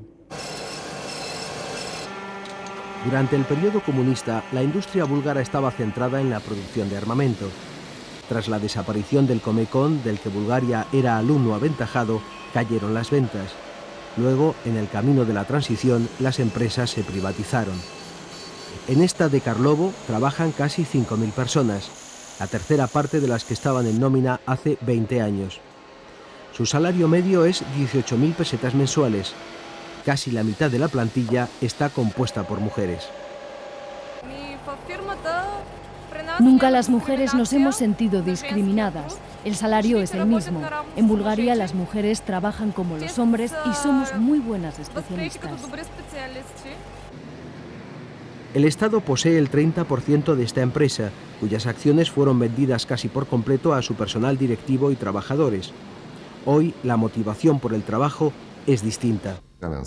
Hace 10 años, cuando estábamos en la esfera del socialismo, cada trabajador tenía su puesto de trabajo asegurado, independientemente de su cualificación o valía.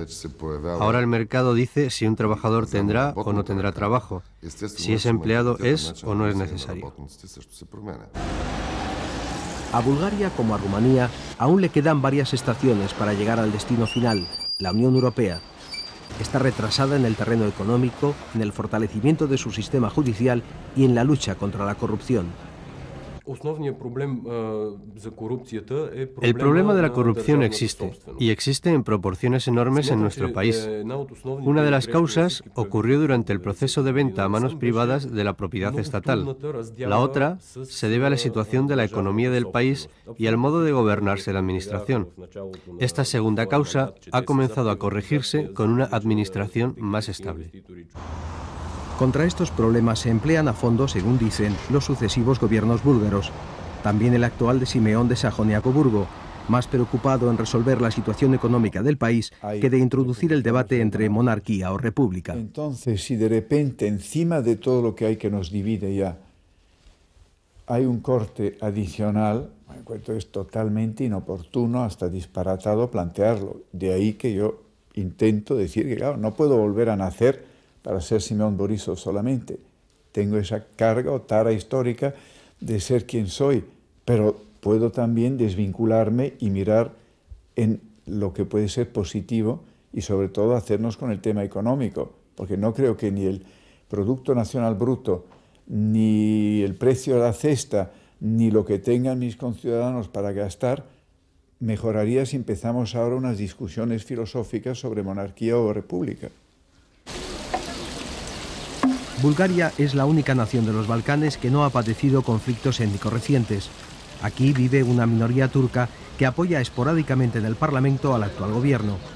Hoy, Turquía, superada la historia, es una nación amiga que incluso impulsa el ingreso de Bulgaria en la OTAN.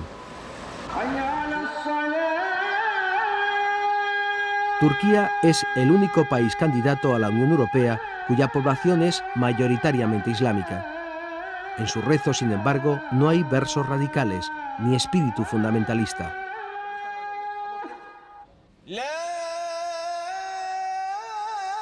En Estambul, algunos fieles acuden para sus oraciones del mediodía a esta bellísima aljama, la Mezquita Azul.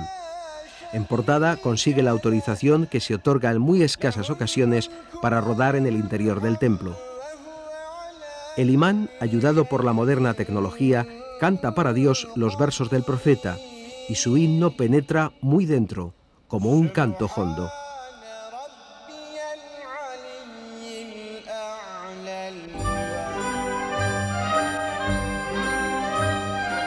Cuando Turquía entre en la Unión, la Europa comunitaria tendrá como fronteras a Irán, Irak y Siria.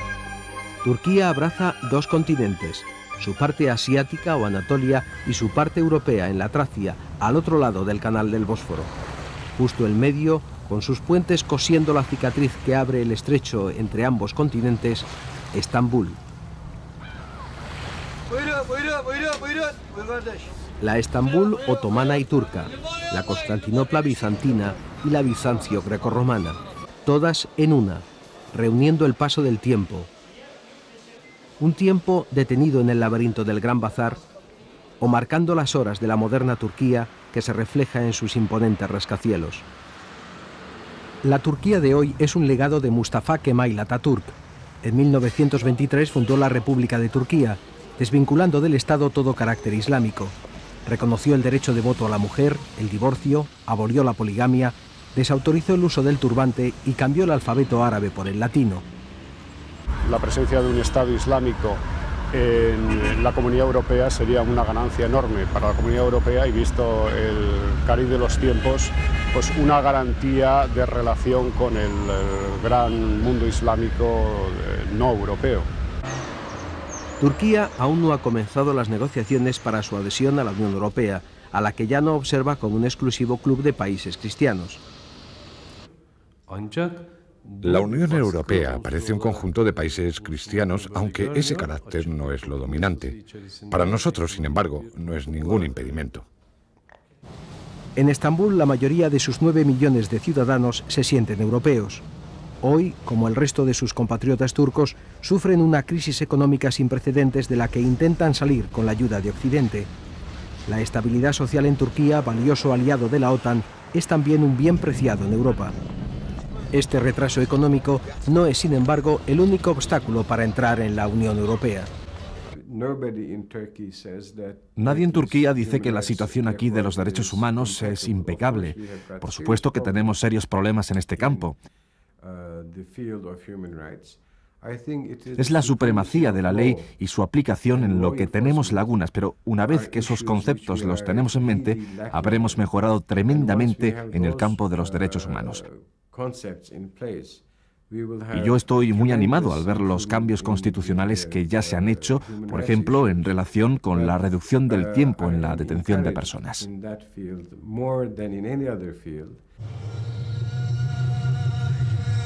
La cisterna bizantina de Yerebatán, un inmenso aljibe subterráneo, y la antigua iglesia de Santa Irene, en el recinto de Topkapi, acogen parte de la Bienal de Estambul, una de las manifestaciones vanguardistas más interesantes del arte moderno.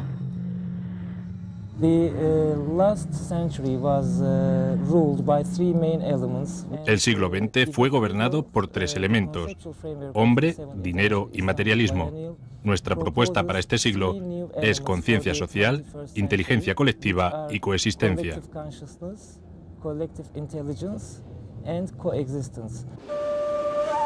Este vanguardismo artístico es una singularidad, porque Turquía aún debe profundizar en su carácter democrático, solventar su crisis económica y resolver sus problemas de corrupción. A todo ello se añade el problema de Chipre, ocupado por sus tropas desde 1974.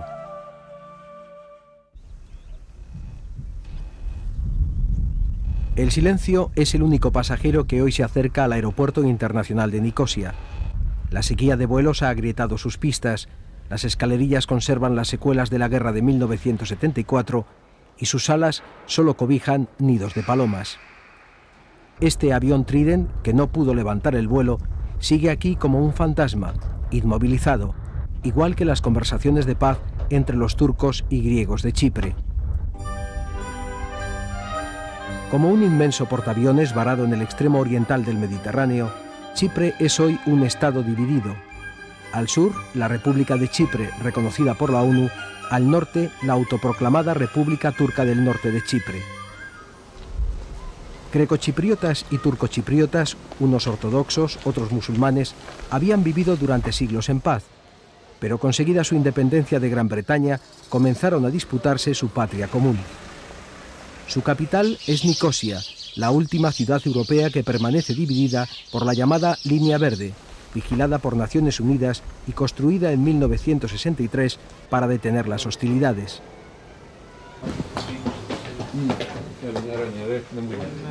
Lelos Demetriades, alcalde de Nicosia desde hace 30 años, nos muestra indolente su antiguo despacho al otro lado del muro. Solo necesito, nos dice, 2 días para tirar las barricadas y unir la ciudad, porque el trazado de las calles sigue intacto, como esperando su unión.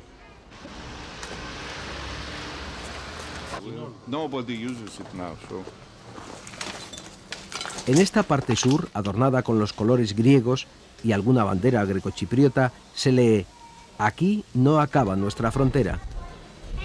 Al otro lado, a 25 metros, ondean los colores turcos y alguna bandera turcochipriota. El alcalde nos advierte que a los soldados turcos no les gusta que les rueden. La Nicosia del Sur es una ciudad moderna. Aquí el salario medio es de 900 euros, unas 150.000 pesetas mensuales. Los grecochipriotas creen que con su inminente ingreso en la Unión Europea se impulsará la reunificación de la isla bajo el modelo de un gobierno federal bicomunal y una única voz en el mundo.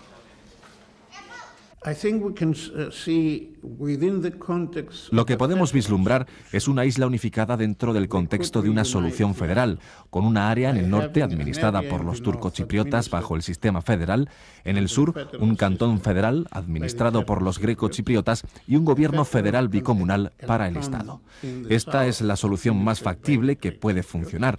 Y para dar estabilidad tendremos que ayudar económicamente a los turcochipriotas. Al otro lado del muro, los turcochipriotas no ven las cosas de igual modo. Aquí la vida, arrastrada por la crisis económica de Turquía, país del que dependen, es más difícil. El sueldo medio, por ejemplo, es 3 veces menor. Los turcochipriotas son minoría en la isla, solo un 12% vive de este lado. La idea de un Estado federal asusta. En un futuro Estado unido, dicen, siempre seremos minoría parlamentaria. Su líder de siempre, Rauf Denktash, propone una confederación bizonal y bicomunal y la entrada a la par en la Unión Europea de este Chipre confederado y de Turquía. En caso contrario, su amenaza es rotunda. Si los grecochipriotas quieren unirse con Grecia, que es lo que están intentando directamente o a través de la Unión Europea, que lo hagan. Nosotros entonces nos uniremos a Turquía y se acabará toda relación griego-turca. Pero si mantenemos una relación de socios y todos, nosotros y ellos, entramos en la Unión Europea, habremos hecho lo correcto. Y estamos dispuestos a hacerlo, pero no a costa de ser la minoría de los grecochipriotas.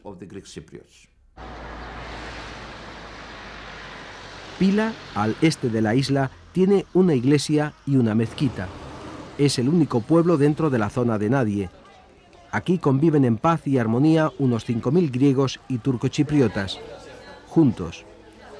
Los cascos azules de la ONU supervisan esta convivencia pacífica, un ejemplo para el resto de la isla.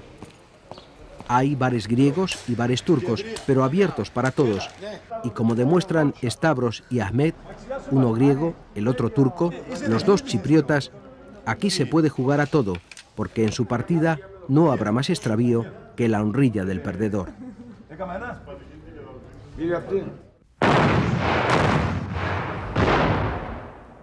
Malta, año de 1565. Una poderosa flota otomana ataca el archipiélago. Tras un feroz asedio, los caballeros de Malta, que habían sido expulsados de Jerusalén hacía 3 siglos y medio por Suleimán el Magnífico, salen victoriosos de la revancha con la ayuda española. Los caballeros hospitalarios de la Orden de San Juan, que dedicaban sus esfuerzos al cuidado de los peregrinos en Tierra Santa, encontraron aquí en Malta su nueva patria. El emperador español Carlos I les había cedido estas tierras, pobres, yermas, solitarias, por el feudo de un vaso de agua y un halcón maltés. Los hospitalarios aceptaron resignados el regalo y se pusieron a trabajar. Organizados en 8 albergues, los 8 reinos, las 8 lenguas más importantes de la cristiandad de entonces, los caballeros de la Orden de Malta, como se les empezó a conocer, constituyeron aquí las bases de la primera Europa unida. El archipiélago de Malta, justo en la mitad del Mediterráneo, a 90 kilómetros al sur de Sicilia, tiene menos extensión que la isla de Ibiza. A pesar de sus bellísimas ciudades, a pesar de su historia europea, Malta es hoy una injusta desconocida. El archipiélago es un legado de los hospitalarios de San Juan y su catedral la esencia de la orden. En su sala capitular sobrecoge un enorme lienzo, la decapitación de Juan el Bautista, el santo que da nombre al templo. Es el único que firmó Miguel Ángel Merisi de Caravaggio.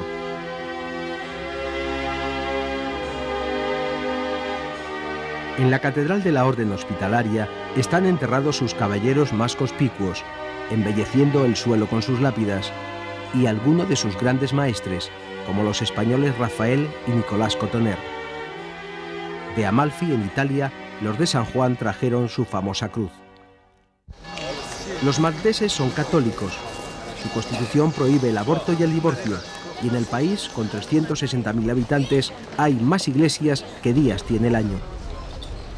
El maltés es un mejunje justo en el ombligo del Mediterráneo. Aquí han estado todos, los fenicios, los romanos, los mismos españoles, la Orden de San Juan, que era una mezcla de elementos, los franceses, y la última época, que acaba de cumplirse, la época inglesa. O sea, somos una mezcla muy rara, muy particular.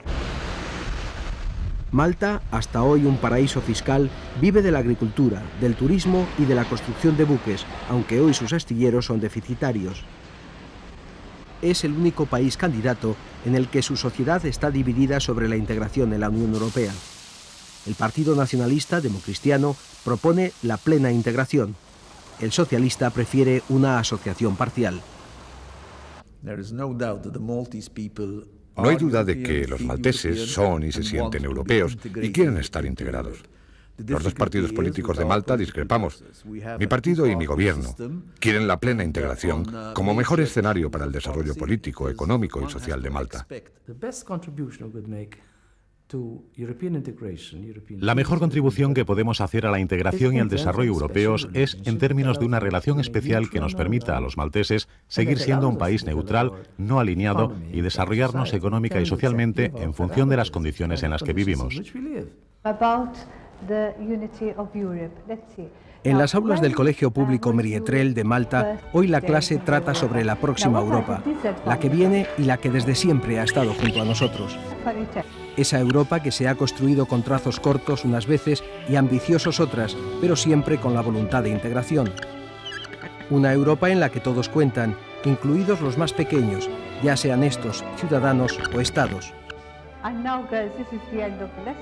Su futuro estará dibujado sobre el nuevo contorno de Europa.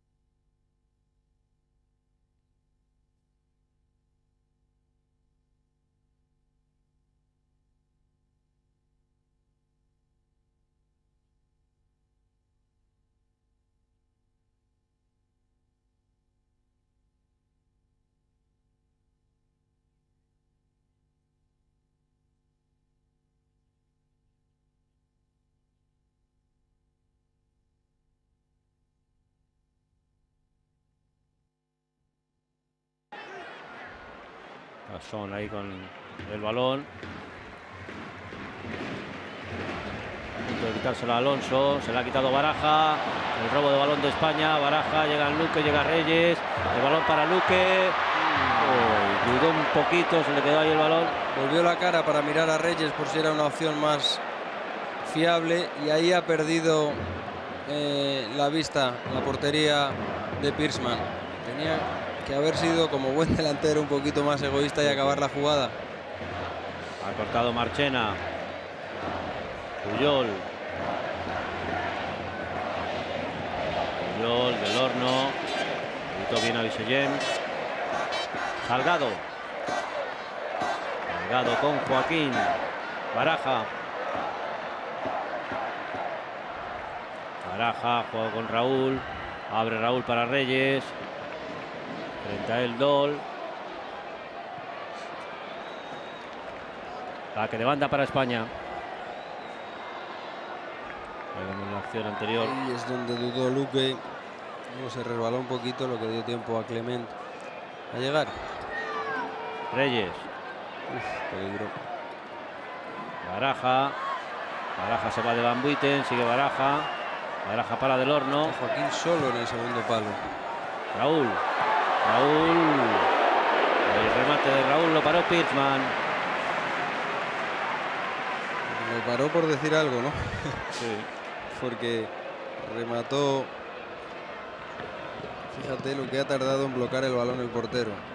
Estaba esperando el disparo con una rodilla en tierra.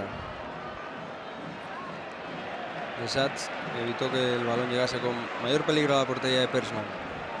Ataca de nuevo España. Salgado. Se otorga en muy escasas ocasiones para rodar en el interior del templo. El imán, ayudado por la moderna tecnología, canta para Dios los versos del profeta y su himno penetra muy dentro, como un canto hondo.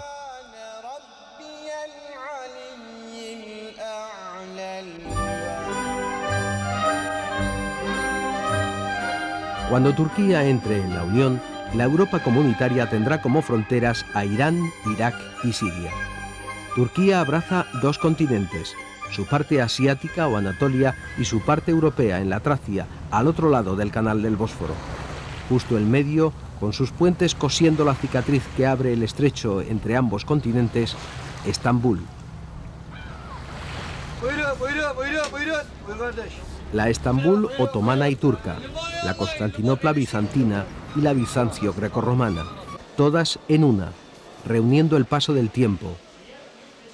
Un tiempo detenido en el laberinto del Gran Bazar o marcando las horas de la moderna Turquía que se refleja en sus imponentes rascacielos.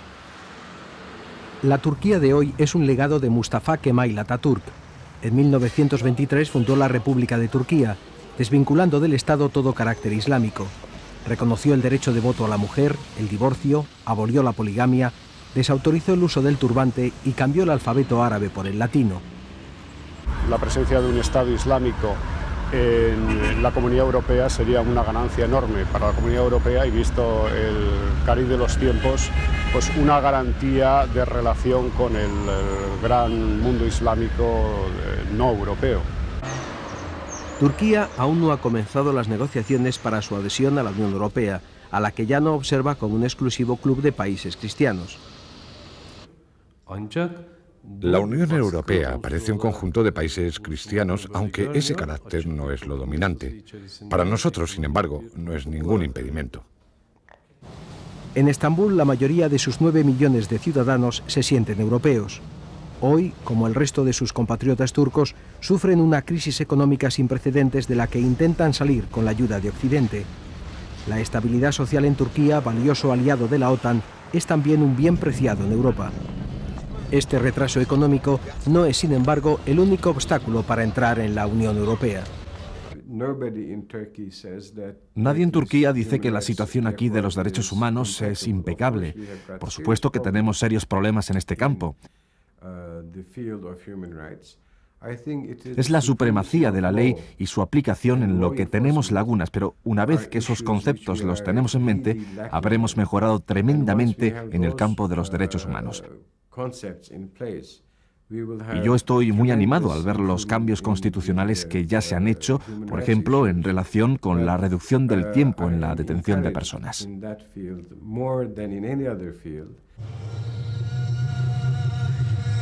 La cisterna bizantina de Yerebatán, un inmenso aljibe subterráneo, y la antigua iglesia de Santa Irene, en el recinto de Topkapi, acogen parte de la Bienal de Estambul, una de las manifestaciones vanguardistas más interesantes del arte moderno.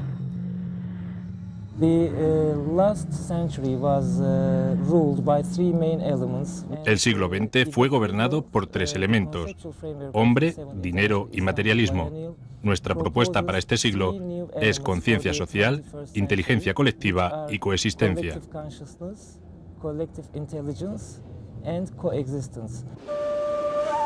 Este vanguardismo artístico es una singularidad, porque Turquía aún debe profundizar en su carácter democrático, solventar su crisis económica y resolver sus problemas de corrupción.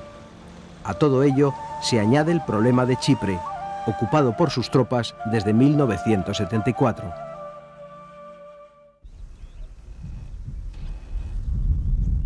El silencio es el único pasajero que hoy se acerca al aeropuerto internacional de Nicosia. La sequía de vuelos ha agrietado sus pistas, las escalerillas conservan las secuelas de la guerra de 1974 y sus alas solo cobijan nidos de palomas. Este avión Trident, que no pudo levantar el vuelo, sigue aquí como un fantasma, inmovilizado, igual que las conversaciones de paz entre los turcos y griegos de Chipre. Como un inmenso portaaviones varado en el extremo oriental del Mediterráneo, Chipre es hoy un estado dividido. Al sur, la República de Chipre, reconocida por la ONU; al norte, la autoproclamada República Turca del Norte de Chipre. Grecochipriotas y turcochipriotas, unos ortodoxos, otros musulmanes, habían vivido durante siglos en paz, pero conseguida su independencia de Gran Bretaña, comenzaron a disputarse su patria común. Su capital es Nicosia, la última ciudad europea que permanece dividida por la llamada Línea Verde, vigilada por Naciones Unidas y construida en 1963 para detener las hostilidades.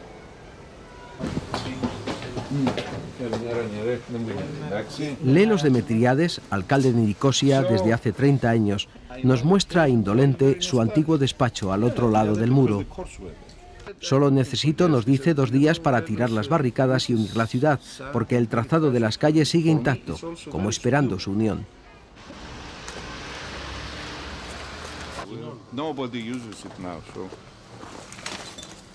En esta parte sur, adornada con los colores griegos y alguna bandera grecochipriota, se lee: aquí no acaba nuestra frontera.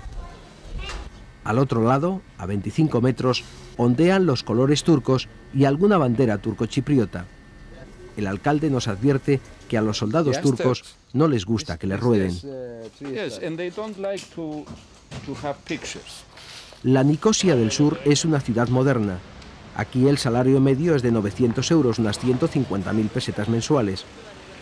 Los grecochipriotas creen que con su inminente ingreso en la Unión Europea se impulsará la reunificación de la isla bajo el modelo de un gobierno federal bicomunal y una única voz en el mundo.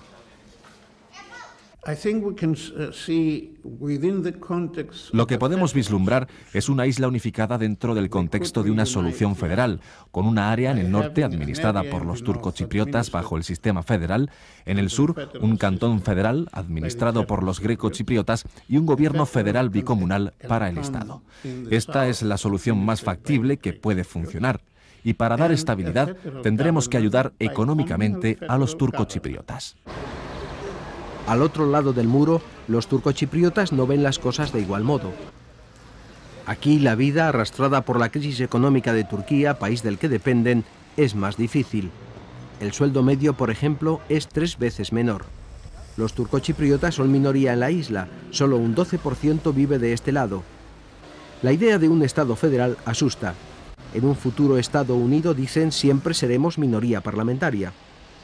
Su líder de siempre, Rauf Denktaş, propone una confederación bizonal y bicomunal y la entrada a la par en la Unión Europea de este Chipre confederado y de Turquía. En caso contrario, su amenaza es rotunda. Si los grecochipriotas quieren unirse con Grecia, que es lo que están intentando directamente o a través de la Unión Europea, que lo hagan. Nosotros entonces nos uniremos a Turquía y se acabará toda relación griego-turca. Pero si mantenemos una relación de socios y todos, nosotros y ellos, entramos en la Unión Europea, habremos hecho lo correcto. Y estamos dispuestos a hacerlo, pero no a costa de ser la minoría de los grecochipriotas. Pila, al este de la isla, tiene una iglesia y una mezquita. Es el único pueblo dentro de la zona de nadie. Aquí conviven en paz y armonía unos 5.000 griegos y turcochipriotas, juntos. Los cascos azules de la ONU supervisan esta convivencia pacífica, un ejemplo para el resto de la isla.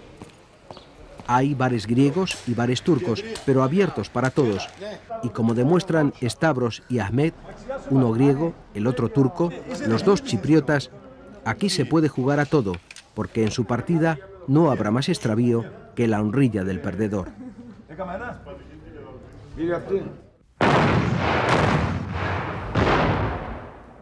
Malta, año de 1565. Una poderosa flota otomana ataca el archipiélago. Tras un feroz asedio, los caballeros de Malta, que habían sido expulsados de Jerusalén hacía 3 siglos y medio por Suleimán el Magnífico, salen victoriosos de la revancha con la ayuda española. Los caballeros hospitalarios de la Orden de San Juan, que dedicaban sus esfuerzos al cuidado de los peregrinos en Tierra Santa, encontraron aquí en Malta su nueva patria. El emperador español Carlos I les había cedido estas tierras, pobres, yermas, solitarias, por el feudo de un vaso de agua y un halcón maltés. Los hospitalarios aceptaron resignados el regalo y se pusieron a trabajar. Organizados en 8 albergues, los 8 reinos, las 8 lenguas más importantes de la cristiandad de entonces, los caballeros de la Orden de Malta, como se les empezó a conocer, constituyeron aquí las bases de la primera Europa unida. El archipiélago de Malta, justo en la mitad del Mediterráneo, a 90 kilómetros al sur de Sicilia, tiene menos extensión que la isla de Ibiza. A pesar de sus bellísimas ciudades, a pesar de su historia europea, Malta es hoy una injusta desconocida. El archipiélago es un legado de los hospitalarios de San Juan y su catedral la esencia de la orden. En su sala capitular sobrecoge un enorme lienzo, la decapitación de Juan el Bautista, el santo que da nombre al templo. Es el único que firmó Miguel Ángel Merisi de Caravaggio.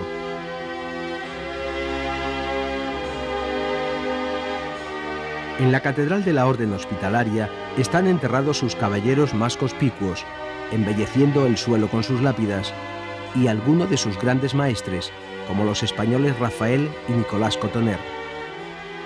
De Amalfi, en Italia, los de San Juan trajeron su famosa cruz. Los malteses son católicos. Su constitución prohíbe el aborto y el divorcio, y en el país, con 360.000 habitantes, hay más iglesias que días tiene el año. El maltés es un mejunje justo en el ombligo del Mediterráneo. Aquí han estado todos, los fenicios, los romanos, los mismos españoles, la Orden de San Juan, que era una mezcla de elementos, los franceses, y la última época, que acaba de cumplirse, la época inglesa. O sea, somos una mezcla muy rara, muy particular. Malta, hasta hoy un paraíso fiscal, vive de la agricultura, del turismo y de la construcción de buques, aunque hoy sus astilleros son deficitarios. Es el único país candidato en el que su sociedad está dividida sobre la integración en la Unión Europea. El Partido Nacionalista Democristiano propone la plena integración. El socialista prefiere una asociación parcial. No hay duda de que los malteses son y se sienten europeos y quieren estar integrados. Los dos partidos políticos de Malta discrepamos. Mi partido y mi gobierno quieren la plena integración como mejor escenario para el desarrollo político, económico y social de Malta. La mejor contribución que podemos hacer a la integración y al desarrollo europeos es en términos de una relación especial que nos permita a los malteses seguir siendo un país neutral, no alineado y desarrollarnos económica y socialmente en función de las condiciones en las que vivimos. En las aulas del Colegio Público Merietrel de Malta, hoy la clase trata sobre la próxima Europa, la que viene y la que desde siempre ha estado junto a nosotros. Esa Europa que se ha construido con trazos cortos unas veces y ambiciosos otras, pero siempre con la voluntad de integración. Una Europa en la que todos cuentan, incluidos los más pequeños, ya sean estos ciudadanos o estados. Su futuro estará dibujado sobre el nuevo contorno de Europa.